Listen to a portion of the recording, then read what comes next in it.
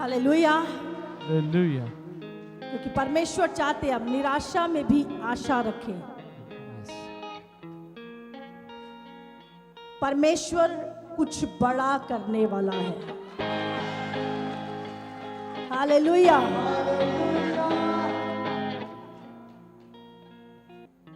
शैतान जानता नहीं है, उसने सोचा लाल समुंदर आगे आ जाएगा और लोग डर के पीछे दौड़ जाएंगे, लेकिन वो जानता नहीं था वो किस परमेश्वर के पीछे चल रहे हैं। हालेलुया।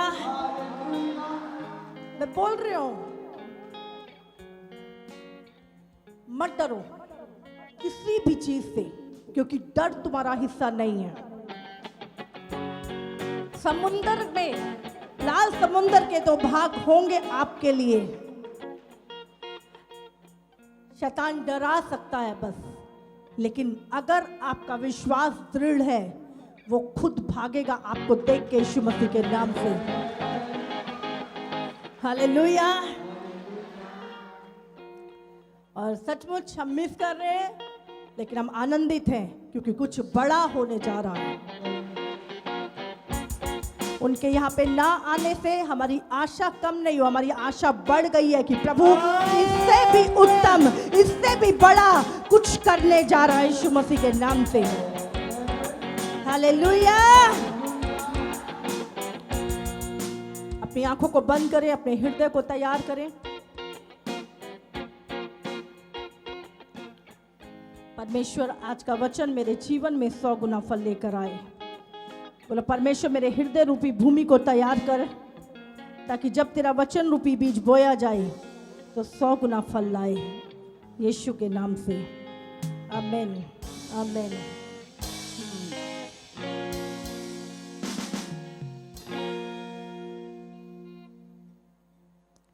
जब जब तुम निर्बल होते हो तभी तुम सामर्थी होते हो। मसीह में जब जब तुम निर्बल होते हो तभी तुम सबसे सामर्थी होते हो। हालेलुया। आज कितने लोग चाहते हैं सुरक्षा को? परमेश्वर हमारी सुरक्षा करे। हालेलुया। हर व्यक्ति आज प्रोटेक्शन को, सुरक्षा को चाहता है। मेरे परिवार की सुरक्षा, मेरी सुरक्षा, मेरे बिजनेस की सुरक्षा, मेरी मिनिस्ट्री की सुरक्षा। हर एक व्यक्ति आज सुरक्षा को चाहता है, प्रोटेक्शन को चाहता है। हालेलुया। आज मैं आपसे बात करूंगी कि किस तरह आप उस प्रोटेक्शन को ले सकते हैं परमेश्वर से। आप एक्साइटेड हैं जानने के लिए?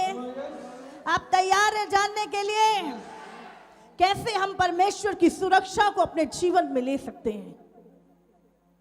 कैसे हम परमेश्वर की सुरक्षा से ढके रह सकते हैं?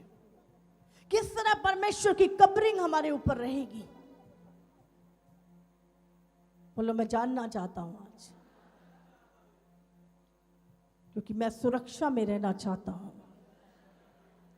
हालेलुया।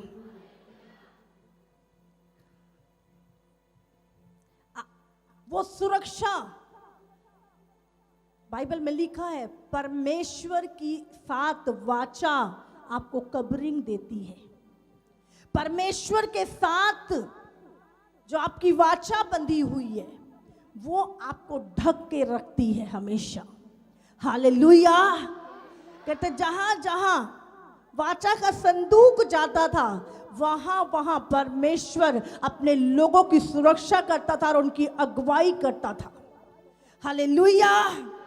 आज हम समझेंगे कि किस तरह हम परमेश्वर की सुरक्षा में चल सकते हैं, परमेश्वर की वाचा में चल सकते हैं। आज हमें समझना है, मैं आपको बोल रही हूं, परमेश्वर को आप नहीं, आपकी वाचा जो परमेश्वर से बंधी है वो अट्रैक्ट करती है, आकर्षित करती है अपनी ओर। हालेलुया। परमेश्वर के साथ बांधी हुई वाचा, एक पति पत्नी जब उनकी मैरिज होती है तो वो एक वाचा में बंध जाते हैं, सारी जिंदगी मैं तेरे साथ बंधी हुई हूं। समझ आ रही है आपको? ये एक वाचा है और पत्नी बीमार होती है या कुछ भी प्रॉब्लम होती है, पति क्यों उसकी देखरेख करता, उसकी संभाल करता, उसको खाना, उसकी दवाइयाँ सब कुछ उसको लाके देता है? क्यों उस औरत का वो करता है? क्योंकि वो औरत उसके साथ एक वाचा में बंधी हुई है, वो उसकी पत्नी है। हालेलुया। इसी तरह परमेश्वर भी के साथ जब हमारी वाचा होती है, वो वाचा के द्वारा हम परमेश्वर से बंधे होते हैं और वो वाचा हमारे को कवरिंग देती है, हमारे हर दुख सुख में हमें संभालती है। हालेलुया। बोलो, वाचा से ढका रहना, वाचा के द्वारा सुरक्षा। बोलो, वाचा के द्वारा महिमा से ढका रहना। हालेलुया। क्या आकर्षित करता है परमेश्वर के साथ वाचा? परमेश्वर ने बाइबल में लिखा, जितनों ने मुझ पर विश्वास किया मैंने उन्हें अपनी संतान होने का अधिकार दिया। आपने विश्वास किया यीशु के ऊपर और आप परमेश्वर के साथ एक वाचा में बंध गए और अब आप परमेश्वर की संतान हैं। और संतान होने के नाते आप उसकी सुरक्षा के कवरिंग में हैं। हालेलुया। मैं आपको बताना चाहती हूँ कुछ चीजें। वाचा क्या करती है? जब आप परमेश्वर के साथ एक वाचा में चलते हो, वाचा क्या करती है? समझ आ रही है? आपको समझ आ रहा है? वाचा जैसे पति पत्नी एक वाचा के अधीन है, बंधे हुए हैं, वो इसी तरह हम भी परमेश्वर के साथ एक वाचा के द्वारा ही बंध सकते हैं और वही वाचा हमें कवरिंग देती है, सुरक्षा देती है। हालेलुया। आप जानते हैं जब आप परमेश्वर के साथ उस वाचा में बंधे होते हैं, परमेश्वर आकर्षित होता है आपकी ओर। हालेलुया। दूसरी चीज, वो अलौकिक प्रावधान ईश्वरीय सुरक्षा को लेकर आते हैं। हालेलुया। आप जब उन चीजों से, अलौकिक चीजों से बंधे हैं, वाचा में बंधे हुए हैं, मैं आपको बता रही हूं वो सुरक्षा को लेकर आती है चीजें। जैसे इजरायली लोग मूसा के साथ उस वाचा में चल रहे थे। मैं आपको समझाती हूं, आप समझेंगे इससे। प्रभु से बुद्धि मांगिए। परमेश्वर की आशीष हमें हमेशा पीछे से संभालती है। अगर हम वाचा में हैं परमेश्वर के साथ तो प्रभु हमें गिरने नहीं देता। परमेश्वर पीछे से हमें संभाल के रखता है क्योंकि हम उसके साथ एक वाचा में होते हैं। अभी हम निकालेंगे ये वचन, भजन संहिता 89। हम समझेंगे इसे अच्छे से। उसका 34 36 तक पढ़ेंगे हम। मैं अपनी वाचा ना तोड़ूंगा। मैं अपनी वाचा ना तोड़ूंगा। कौन बोल रहा है ये? परमेश्वर। मैं अपनी वाचा, अपना वायदा, अपना जो तुम्हारे साथ मैंने वायदा किया है, जो वाचा बांधी है, उसको मैं कभी नहीं तोड़ूंगा। आगे पढ़ेंगे। और जो मेरे मुंह से ना बदलूंगा। जो मेरे मुंह से तुम्हारे विषय में निकल चुका है, जो वायदे मैं तुमसे कर चुका हूं, उसको मैं कभी नहीं बदलूंगा। हालेलुया। लोग कई बार हमसे वायदा करते हैं, हमसे वाचा बांधते हैं, लेकिन तोड़ देते हैं। लेकिन परमेश्वर क्या कह रहा है? बदल जाते हैं, मुकर जाते हैं। लेकिन परमेश्वर कहता है जो मेरे मुंह से निकल चुका है उससे मैं कभी नहीं बदलूंगा। हालेलुया। आगे पढ़ेंगे। एक बार मैं अपनी पवित्रता की शपथ खा चुका हूँ, मैं दाऊद को कभी धोखा ना दूंगा। क्या परमेश्वर कहता? मैं अपनी पवित्रता की, क्योंकि परमेश्वर से पवित्र कोई नहीं है, परमेश्वर से सामर्थी कोई नहीं है। परमेश्वर क्या कहता है? मैं अपनी पवित्रता की शपथ खाकर खा चुका हूं कि मैं दाऊद को कभी धोखा नहीं दूंगा। हालेलुया। आगे लिखा, उसका वंश सर्वदा रहेगा और उसकी राजगद्दी सूर्य के समान मेरे सम्मुख ठहरी होगी। हालेलुया। एक बार फिर से पढ़ेंगे। परमेश्वर क्या कहता है? मैं अपनी वाचा को ना तोड़ूंगा और जो मेरे मुंह से निकल चुका है उसे ना बदलूंगा। एक बार मैं अपनी पवित्रता की शपथ कहा चुका हूं, मैं दाऊद को कभी धोखा ना दूंगा। हालेलुया। ये वाचा किसकी है? परमेश्वर की, अपने लोगों के साथ। और जो वाचा परमेश्वर आपसे बांध चुका है, वो बोल रहा है मैं उसे कभी नहीं तोड़ूंगा, मैं उसे कभी नहीं बदलूंगा, मैं तुम्हें कभी धोखा नहीं दूंगा। हालेलुया। आगे देखेंगे हम। परमेश्वर ने नीति वचन 10 उसका 22, धन यहोवा की आशीष ही से मिलता है और वह उसके साथ दुख नहीं मिलाता। बाइबल में लिखा धन यहोवा की आशीष से मिलता है और वो उसमें दुख नहीं मिलाता। प्रभु ने कहा मैं तुझे आशीष दूंगा, तुझे धन दूंगा, लेकिन दुख नहीं मिला के। एक वचन और पढ़ेंगे। हम देखते हैं कुछ एग्जाम्पल को पहले। यशाया 65 उसका 8। मैं चाहती हूं वचन से इसलिए मैं बात कर रही हूं ताकि आपको पता हो वचन में ही सब कुछ छुपा हुआ है। यहोवा यूं कहता है, जिस भांति दाख के किसी गुच्छे में नया दाख मधु भर आता है, तब लोग कहते हैं उसे नष्ट मत कर क्योंकि उसमें आशीष है। उसी भांति मैं अपने दासों के निमित्त ऐसा करूंगा कि सबों को नष्ट ना करूंगा। हालेलुया। परमेश्वर क्या कहता है? मैं अपने दासों के विषय में वो कहता है मैं सबों को नष्ट नहीं करूंगा। आप परमेश्वर के जितना वचन को पढ़ेंगे, उतना मनन करेंगे और उतना अधिक आपका विश्वास बढ़ता जाएगा। अब हम कुछ एग्जाम्पल को देखते हैं जहां पर परमेश्वर ने अपने लोगों के साथ वाचा बांधी। उत्पत्ति 8 उसका 20 से 22। मैं चाहती हूं लिख लो, घर जाके मनन करना इसको, ताकि आपको पता चले आप किस परमेश्वर के साथ चल रहे हैं और किसकी सेवा कर रहे हैं। पढ़ें। तब नूह ने यहोवा के लिए एक वेदी बनाई और सब शुद्ध पशुओं और सब शुद्ध पक्षियों में से कुछ कुछ लेकर वेदी पर होम बलि चढ़ाया। इस पर यहोवा ने सुखदायक सुगंध पाकर सोचा, मनुष्य के कारण मैं फिर कभी भूमि को शाप ना दूंगा। यद्यपि मनुष्य के मन में बचपन से जो कुछ उत्पन्न होता है वह बुरा ही होता है, तो भी जैसा मैंने सब जीवों को अब मारा है वैसा उनको फिर कभी ना मारूंगा। अब से जब तक पृथ्वी बनी रहेगी तब तक बोने और काटने के समय ठंड और तपन, धूप काल और शीतकाल, दिन और रात निरंतर होते चले जाएंगे। हालेलुया।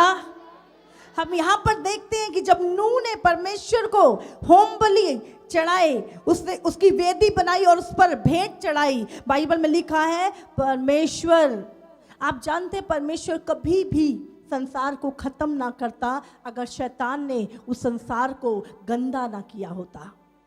मैं आपको बताना चाहती हूँ, शैतान जानता था कि प्रभु यीशु मसीह एक उद्धारकर्ता आएगा जो शैतान को राज्य को खत्म करेगा, और ये बात वो उत्पत्ति से शैतान जानता था। इसीलिए शैतान ने, मैं आपको बताना चाहती हूँ कि मनुष्य, पूरी मनुष्य जाति का जो डीएनए था उसको गंदा कर दिया था, उसको करप्ट कर दिया था, और इंसान के मन में जो कुछ पैदा होता था वो बुरा होता था, क्योंकि शैतान ने डीएनए खराब कर दिया था मनुष्य का। इसीलिए बाइबल में लिखा सिर्फ एक नूह बचा था और परमेश्वर के सामने सवाल आ गया था कि उस सबको खत्म कर दे ताकि मसीहा उस जगह से आ सके।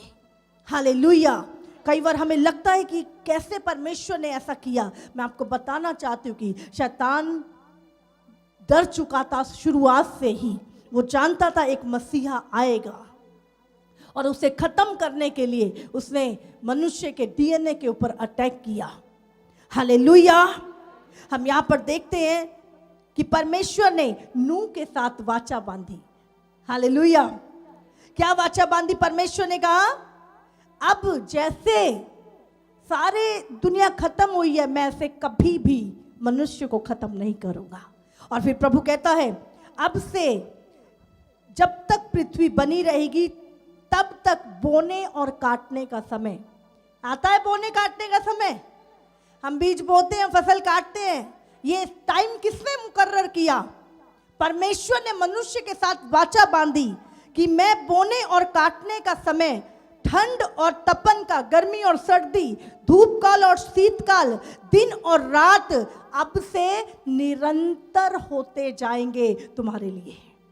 ये वाचा परमेश्वर ने बांधी मनुष्य के साथ, इसीलिए बोने और काटने का समय, मौसम के बदलने का समय, दिन और रात होने का समय, ये सब कुछ परमेश्वर की वाचा के कारण होता आ रहा है। हालेलुया। कभी ऐसा हुआ है कि आज दिन ही नहीं छिपा? हाँ, सूरज देवता भूल गए जाना आज? कभी हुआ ऐसा? क्यों नहीं हुआ? क्योंकि परमेश्वर ने वाचा बांधी थी नूह के साथ कि ऐसा होता चला जाएगा जब तक पृथ्वी बनी रहेगी। इसीलिए दिन और रात ये निरंतर होते जा रहे हैं। जो चीजें प्रभु की वाचा के अधीन है वो निरंतर होती रहेंगी, क्योंकि प्रभु ने कहा मैं अपनी वाचा को कभी नहीं तोड़ूंगा। जब तक पृथ्वी बनी रहेगी ये चक्र इसी रीति से चलता रहेगा। हालेलुया। उसका 9 में पढ़ते हम, 9 का 1 से 3। फिर परमेश्वर ने नूह और उसके पुत्रों को आशीष दी और उनसे कहा फूलो फलो और बढ़ो और पृथ्वी में भर जाओ।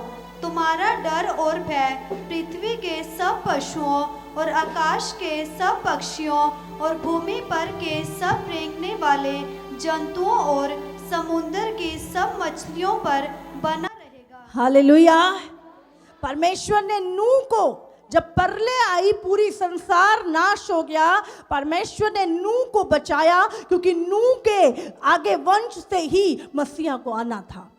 और परमेश्वर, बाइबल में लिखा है, उसने नूह और उसके पुत्रों को आशीष दी और कहा फूलो फलो और पृथ्वी में भर जाओ। तुम्हारा डर पृथ्वी के सब जंतुओं पर, पशुओं पर, आकाश के सब पक्षियों पर, रेंगने वाले जंतुओं पर, समुद्र की मछलियों पर। आज आप देख सकते हैं दुनिया में जितने भी जीव जंतु हैं, चाहे मनुष्य से हजारों गुना बड़े हैं, सब कुछ किसके अधीन है? हाँ, बड़ी बड़ी वेल मछलियां, बड़ी बड़ी, हम देखते हैं बड़े बड़े शेर, हर चीज किसके वश में आज? क्यों वश में है? क्योंकि परमेश्वर ने उनको मनुष्य के वश में रहने के लिए बोला। हालेलुया। मैं बोल रही हूं, परमेश्वर वाचा बांधता है। और बाइबल में लिखा है जब परमेश्वर ने नूह से वाचा बांधी, उस वाचा को पूरा किया।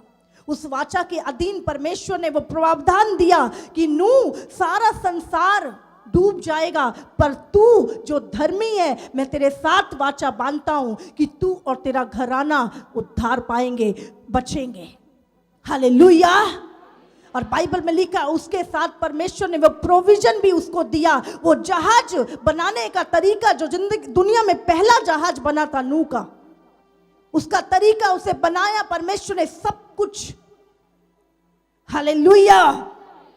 और उसके बाद हम इब्राहिम के बारे में पढ़ते हैं, 12 का 1। यहोवा ने इब्राहिम से कहा अपने देश और अपने कुटुंबियों और अपने पिता के घर को छोड़कर उस देश में चला जा जो मैं तुझे दिखाऊंगा। हालेलुया। यहां पर परमेश्वर फिर से मनुष्य के साथ एक वाचा बांध रहा है। परमेश्वर ने इब्राहिम को बुलाया और इब्राहिम को बोलता है, इब्राहिम अपने देश, अपने कुटुंबियों को छोड़ और मेरे पीछे हो ले। यहां पे क्या हो गया? अब एक वाचा बांध ली, परमेश्वर कहता अपना देश, अपना धन, अपने सब कुछ छोड़ के मेरे पीछे हो ले। समझ आ रही है? और इब्राहिम ने क्या किया? इब्राहिम परमेश्वर के पीछे हो लिया। और परमेश्वर क्या वाचा बांधता है? और मैं तुझसे एक बड़ी जाति बनाऊंगा और तुझे आशीष दूंगा और तेरा नाम महान करूंगा और तू आशीष का मूल होगा। हालेलुया। परमेश्वर क्या कर रहा है? इब्राहिम के साथ एक वाचा बांध रहा है। समझ आ रही है आपको? अगर तू ऐसा करेगा, तू सब कुछ छोड़ के मेरे पीछे आएगा, तो मैं तुझसे एक बड़ी जाति निकालूंगा, तेरे नाम को महान करूंगा, तुझे आशीष दूंगा। और परमेश्वर जो ये वाचा बांध रहा है इब्राहिम के साथ, हम देखते हैं उत्पत्ति 13 उसका 2। अब्राहम भेड़ बकरी, गाय बैल और सोने रूपे का बड़ा धनी था। हालेलुया। जब परमेश्वर ने वाचा बांधी, इब्राहिम अपना देश, अपने कुटुंबी, अपना धन, अपना परिवार, अपना घर, सब कुछ छोड़कर परमेश्वर के पीछे हो लिया। आपको समझ में आ रही है? अगर आज आप परमेश्वर की कमिटमेंट को उस वाचा के साथ हो लेते हैं, बाइबल में क्या लिखा है? उसने सब कुछ छोड़ दिया। और हम 13 चैप्टर में, अगले ही चैप्टर में क्या पढ़ते हैं? इब्राहिम भेड़ बकरी, गाय बैल और सोने रूपे का बड़ा धनी था। लेके आया था पीछे से, लेकिन किसके साथ? वाचा के अधीन था वो। परमेश्वर ने वाचा बांधी थी और बाइबल में लिखा है उसके पास किसी भली वस्तु की घटी नहीं थी। उसके पास बहुत सारे जानवर, सोना, रुपया, सब कुछ इब्राहिम के पास था, क्योंकि वो परमेश्वर की वाचा के साथ था। हालेलुया। और परमेश्वर, आगे पढ़ेंगे हम उसका 14 से पढ़ते हैं हम। ये सुनकर कि उसका भतीजा बंदी बना लिया गया है, अब्राहम ने अपने 318 शिक्षित युद्ध कौशल में निपुण दासों को लेकर, जो उसके कुटुंब में उत्पन्न हुए थे, अस्त्र शस्त्र धारण करके दान तक उनका पीछा किया और अपने दासों के अलग अलग दल बांधकर रात को उन पर चढ़ाई करके उनको मार लिया। और इब्राहिम घर से कैसे निकला था? हाँ, कुछ लेके गया था? कुछ नहीं, एक पत्नी थी, भतीजा था, बस पता नहीं कहाँ जाना है। बस उसने प्रभु की वाचा के ऊपर विश्वास किया कि जो परमेश्वर ने वायदा किया है वो उसे पूरा करेगा। और बाइबल में लिखा है रास्ते में परमेश्वर ने उसको हर चीज दी। कहते वो रुपये धन का बहुत धनी था, उसके पास जानवर थे, उस समय की जो संपत्ति थी उसकी पास थी। और लिखा यहाँ पर जब हम पढ़ रहे हैं तो इब्राहिम की सेना भी बन चुकी है यहाँ पर। हालेलुया। लिखा है जी, ये बहन मुबारकपुर से आए हैं। बहन बता रहे हैं कि एक गवाही की बहन की बेटी की है, इसका नाम गुड़िया है और उसकी उम्र 14 साल है। बहन बता रहे हैं कि उसे 5-6 महीनों से कि बहन की बेटी के बाजू के नीचे एक गिल्टी हो गई थी, उसका साइज दिन प्रतिदिन बढ़ता जा रहा था। बहन बता रहे कि इनके जीजा जी खुद एक डॉक्टर हैं, वो उन्हें बहुत से जगहों पर लेकर गए, दवाइयाँ खिलाई। जब उन्होंने रिपोर्ट्स करवाई तो डॉक्टर ने बोला कि ये गिल्टी कैंसर बन चुकी है। ये बता रहे, उन्होंने बताया डॉक्टर ने कि हम इसका ऑपरेशन नहीं कर सकते, अगर हम इसका ऑपरेशन करेंगे तो ये पूरी बॉडी में फैल जाएगा। बहन बता रहे कि उन्हें 3 दिन तक हॉस्पिटल में ही भर्ती रखा और उसके बाद इनके जीजा जी फिर उस रिपोर्ट को लेकर दिल्ली गए, दिल्ली के डॉक्टरों को दिखाया। उन डॉक्टरों ने भी ऑपरेशन करने से मना कर दिया। बहन बता रहे कि परिवार वाले बहुत ज़्यादा निराश हो चुके थे और वो लगातार 10 दिन तक ऋषिकेश हॉस्पिटल में एडमिट थे और डॉक्टर ऑपरेशन नहीं कर रहे थे।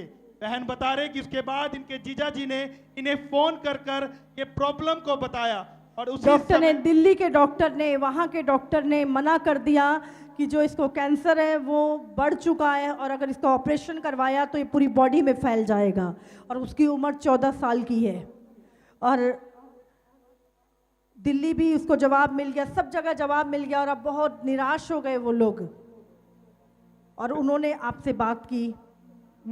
पास्टर जी, ये बहन बता रहे हैं कि उसी समय बहन ने चर्च के प्रार्थना के नंबर पर फोन कर कर प्रार्थना करवाई। जैसे ही प्रार्थना कराई, उसी दिन शाम को परमेश्वर ने डॉक्टरों का मन बदला और उनकी बहन की बेटी का ऑपरेशन किया। वो ऑपरेशन पूरी रीति से ठीक हो गया। ये बहन बता रहे कि उसके बाद 2 दिन तक उसे कोई 2 दिन तक वो बेहोश रही, उसको होश नहीं आया। से कोई होश नहीं आया। बहन बता रहे कि फिर दोबारा से बहन ने चर्च के प्रार्थना के नंबर पर फोन कर कर प्रार्थना कराई। जैसे ही प्रार्थना कराई, उसके 2 घंटे के बाद और उठकर बैठ गई और खाने पीने लगी। और उसके बाद कैंसर की रिपोर्टें कराई, वो सारी रिपोर्टें नॉर्मल आई हैं। Hallelujah. डॉक्टर बोल रहे थे ऑपरेशन हो ही नहीं सकता इसका।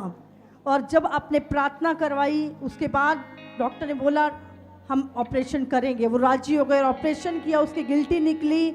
और उसके बाद जो पूरी बॉडी में फैल चुका था उसके, आपने लिखा कि अभी फोटो है जो गिल्टी इनके बाद ये गिल्टी जो निकली है, और उसके बाद उसकी सारी रिपोर्टें नॉर्मल आई हैं और वो बिल्कुल अभी ठीक है। तारीफ करो परमेश्वर की, तारीफ करो, तारीफ करो। तेरी हजूरी दे विच आके मिल प्रभु जी आराम जावे। परमेश्वर के लिए कुछ भी तेरी असंभव नहीं है। हजूरी दे विच आके मिल प्रभु जी आराम जावे।